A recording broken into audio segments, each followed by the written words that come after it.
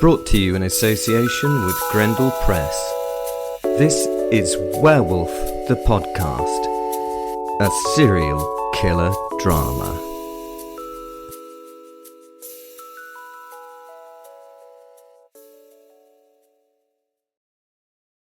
Hello, this is just a little short story that may add to your amusement. The common illnesses of man can afflict werewolves. I hate to admit that, but I do. Before we begin, I send my appreciation to all the members of the Facebook group. You're fantastic. I look forward to your posts and interactions, and sometimes, I have to be honest, you make me look and feel normal. Thank you all. The pack has grown dramatically over the last 2 months. I now have people from all over the world to interact with. It's quite scary. If you want to follow me on Twitter or Instagram or join the Facebook pack, then my thingies are in the description. What's it in the doofer? People have also been supporting the show through Buy Me a Coffee link. Who knew my stories would find such appreciation? It warms my heart that your warped minds are attuned to mine. Anyway, back to the story.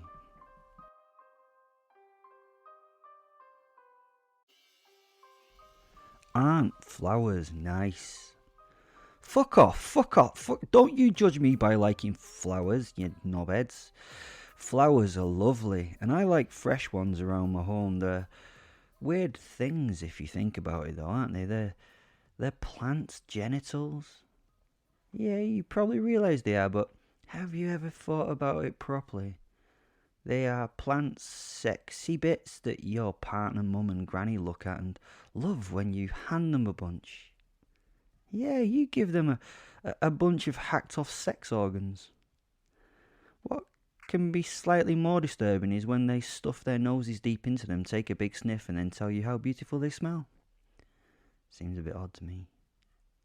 Pretty flowers have evolved to attract the animals required to pass their pollen on from one plant to another.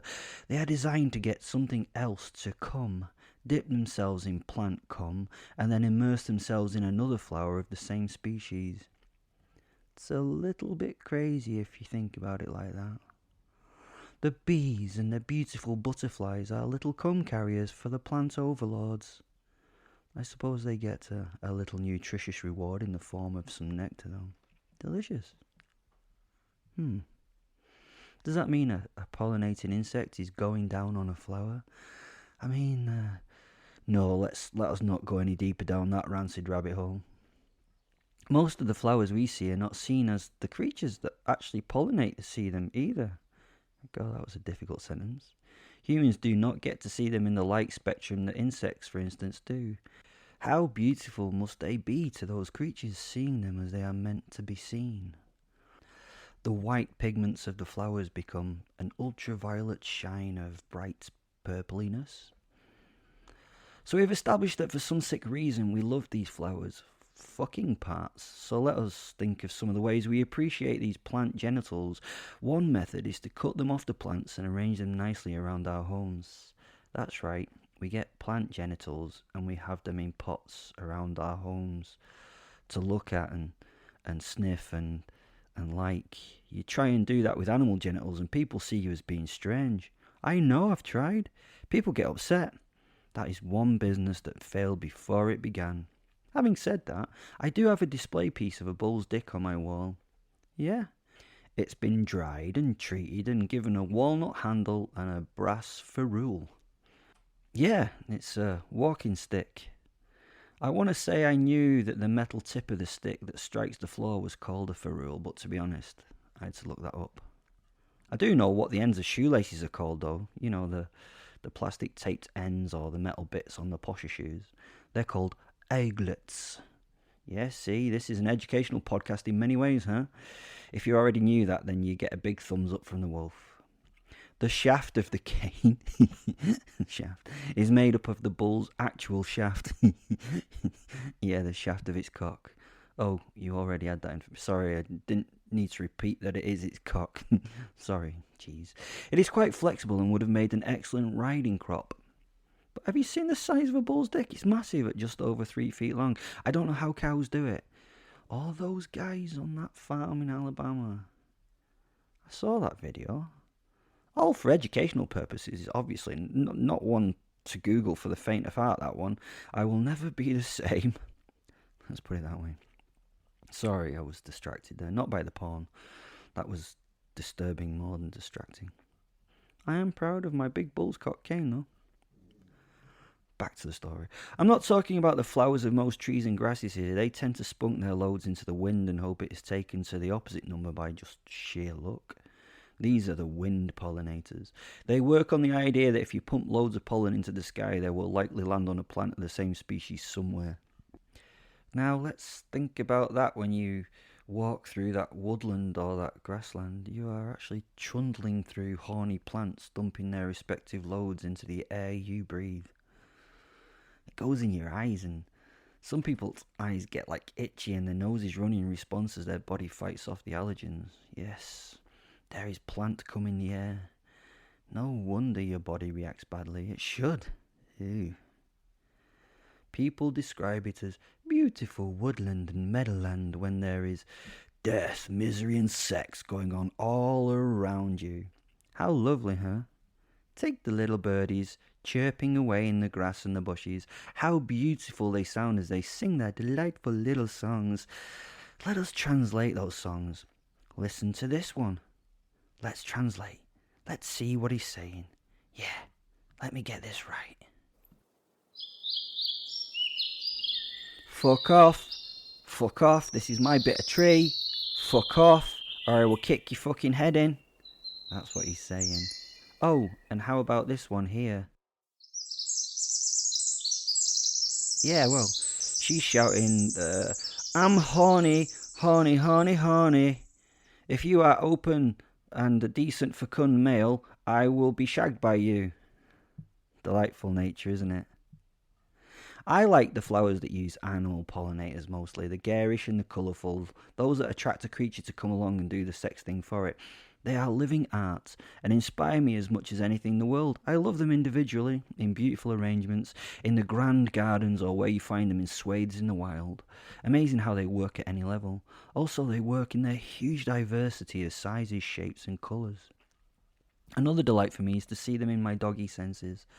They are very different then in their sensual context. I have seen some of the finest flowering displays in the world. I have managed to wander through the sakura cherry trees of Japan when the flowers have been in bloom. I've walked amongst the trees on the shoulders of the Kii Mountains. I've even seen the giant tree Mount Yashiro. This magnificent tree becomes so heavy with the pinky purple blossom that they bow down towards the ground as though offering the blooms to the thousands that attend the spring blooming.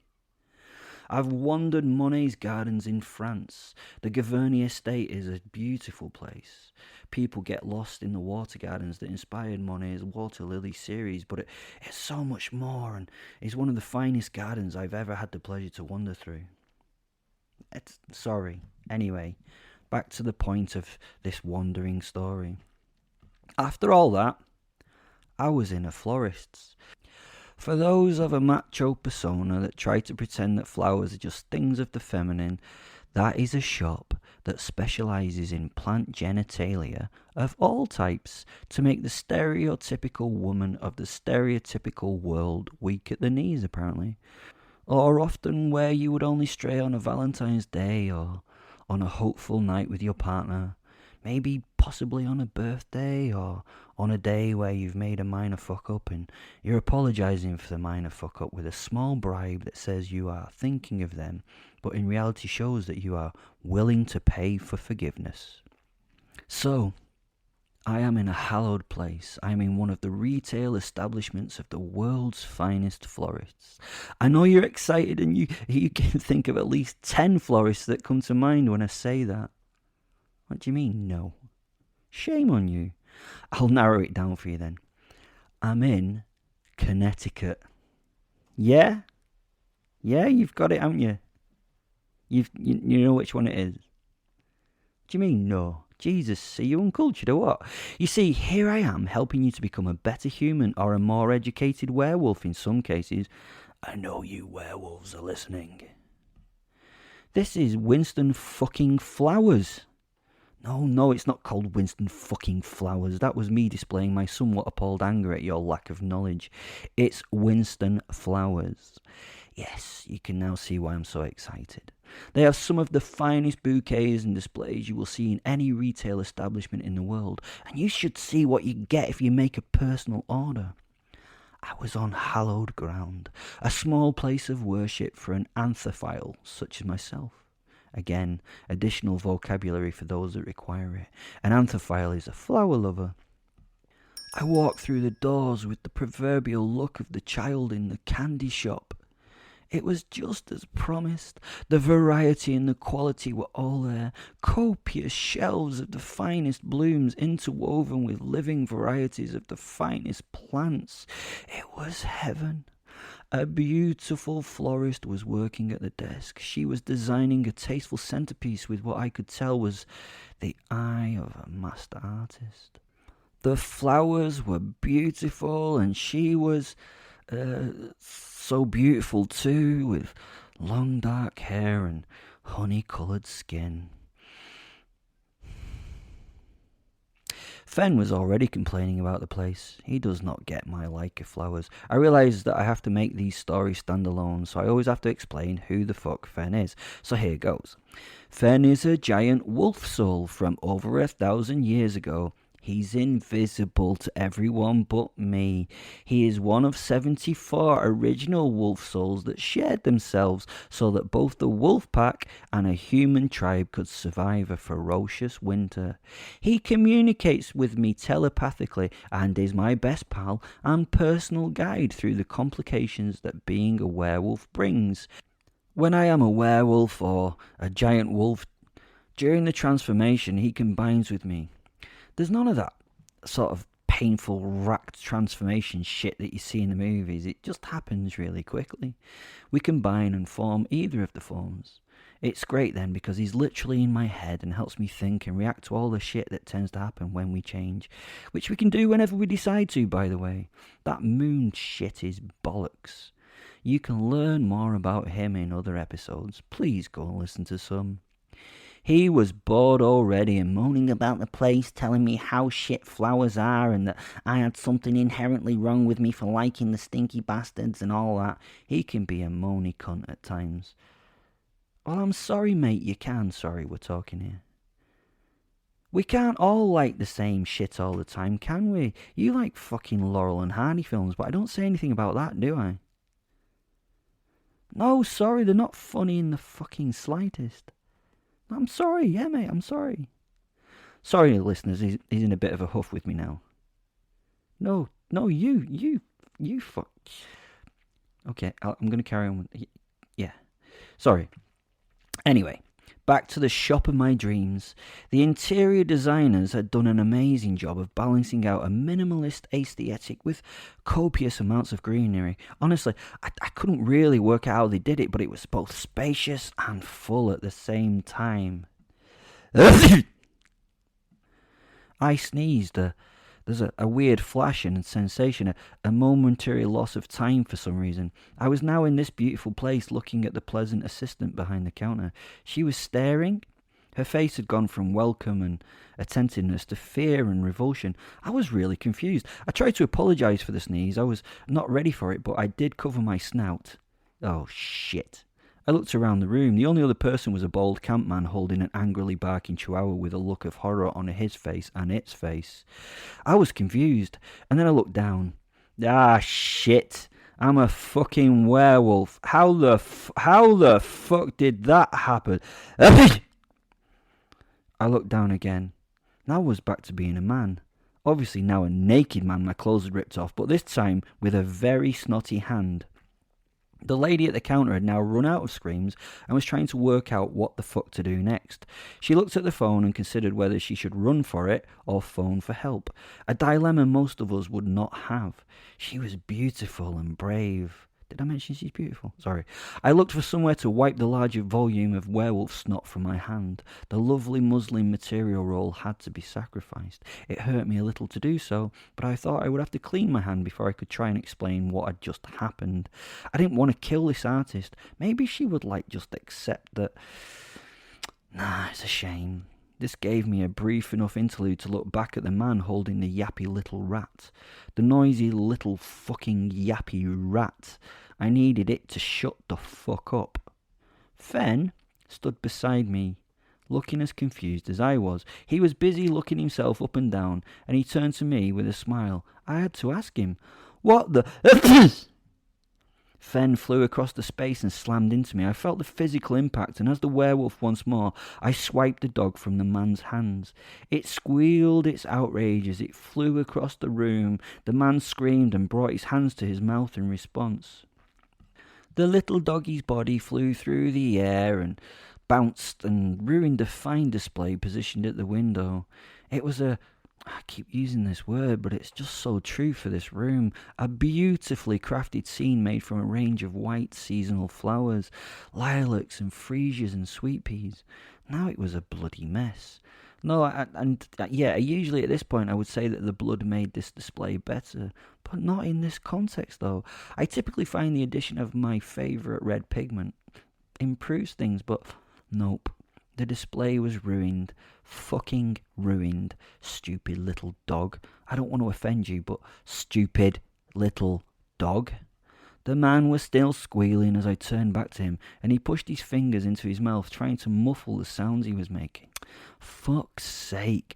I came in to look at these beautiful things. Why does annoying shit like this always happen to me? Fucking noisy humans react badly all the time. Why do they always have to react so badly? Fucks me off that they're so unaccepting of what I am. It is a form of body shaming if you ask me, but there is no one trying to fight the shapeshifter's corner in politics, is there? I slapped the man's face with a clawed hand, ripping flesh and bone away from the skull as the body flew to the floor in a beautifully bubbling silence. Blood was pouring from the wound. The man's torn-off face flew from the head as if in slow motion and hit the perfectly white wall, where it made a large red splodge. I was hoping I could have told you that it made the perfect outline of a bloody red mask. You know, in some written work the face would have been turned into this bloody mural on the wall. Not in this case, it just left a non-artistic splodge up there. It did in fact spoil the crystal white perfection of the decor. The girl had sadly made the wrong choice. She should have won Employee of the Month for what she did. Well, she maybe would have still won it. I don't know, maybe she could have done so posthumously. As the correct choice was really to run the fuck away from the 8-foot-tall shadow of death that stood before her. She was thinking of the shop and the customers and phoning for help. What an idiot. She might be beautiful, but what an idiot. I stepped forward to grab her and bite her, and as I did so, I transformed back into the human halfway through the attempted grab. I managed to grip her hair with my now human hands. That would have been a killing blow if it had been a wolf claw, but now my stubby human fingers were tangled in her hair, and the outcome was me having to swing my body and slam her head into the counter. Not the quick silencing of the situation that I wanted. Thankfully, the phone left her hand and hit the floor, buzzing a dialing tone. She'd not managed to phone out for help, so I could allow myself a little time to deal with the situation. She screamed a protest at her treatment, so I slammed her head repeatedly, trying to get it to stop making the noise. Bang! Shut up! Scream! Bang! Shut up! Scream! Each bang of her head got wetter and less noisy. It went from rhythmic bangs to less rhythmic sloppy slaps after multiple impacts, and there was a lot of involuntary hair loss. The head became quiet, and I left it resting on the surface. Her beautiful face was now a wet, red, compressed, mashed-up mess. The counter was covered in blood clots, snot, hair, and a few loose teeth. Such a fucking waste. Sometimes I do regret the kills I make. Her body gently shook in its death throes as it leant over the counter. I was actually disgusted with myself, shaking my head as I disentangled my fingers from the bloody knotty mess that was now her not so lovely dark long locks, and looked around for anyone else. I could not sense anyone, and Fen was looking at me shocked. He could see I was pissed off as I wiped my hands clean on the back of the woman's shirt. I found it difficult to even make eye contact now with him. I was embarrassed and perturbed at what had just happened. The carnage was so sad. I'd ruined something I should not have in this case. I know I go on about causing destruction, but in most cases it only makes things better. Here, no? What the fuck is going on? I asked Fen. He looked nervous and somewhat guilty. I may not have told you this in the past, Will, but we're allergic to lupins, he said, nodding at the small bouquet on the desk. I met his eyes. He met mine. There was a difficult moment between us which could have gone either way, but then he smirked, and as always, I just laughed. Remember werewolf rule number 1 and 2, Will. Never care about anything, and never take anything seriously. The sirens began their screech as faces looked in through the window. There's the wolf. We ran. Thanks for listening. Go to the description and do things. Love you all. You're the best. Bye.